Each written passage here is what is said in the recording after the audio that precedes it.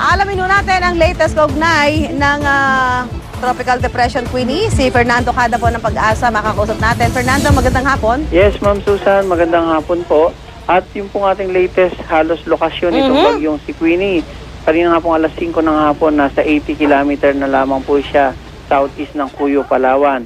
Maaring maya-maya lang po sa mga susunod na oras, yung pinakang sentro nitong bagyong si Queenie ay nandito na po sa may Palawan.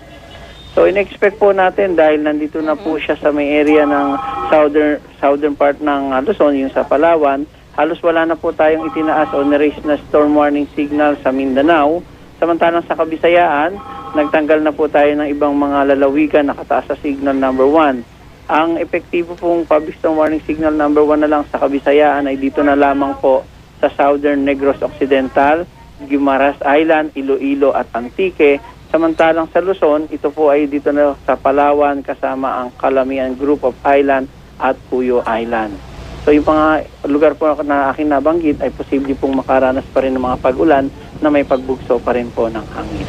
Na-expect po natin to, Ma'am Susan, na maaaring bukas po ng gabi, nasa labas na po ito ng ating par.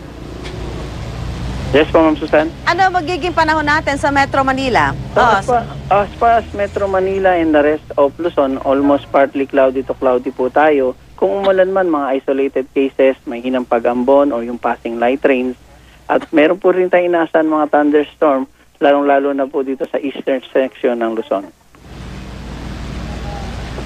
Oo. So, Fernando, tayo ba walang mga namamata ang mga panibagong LPA na makagdudulot na masamang panahon sa atin sa mga darating na araw dahil alam mo naman, malapit na Pasko. Yes po, sa ano po natin, monitoring natin ngayon as far as month of November, ito na po yung una at last na bagyo. Sa December po kasi, isa o dalawa ang ating ina-expect at kung matatandaan po natin, itong mga nakalipas na halos 3 taon, December o bare months, meron pa rin po tayong humahabol na malalakas na bagyo at yun pa rin po ang ating patuloy na babantayan. Kasalukuyan po may nakikita tayong cloud cluster dito po sa may Dagat Pasipiko at yun po yung ating patuloy na imo-monitor. Maaari nga pong talagang magkaroon pa tayo isa o dalawa na bagyo bago po matapos ang taon, pero hindi pa natin po nakikita yung kasalukuyan kung ito po ba ay maglalandfall o tatama po sa kalupaan.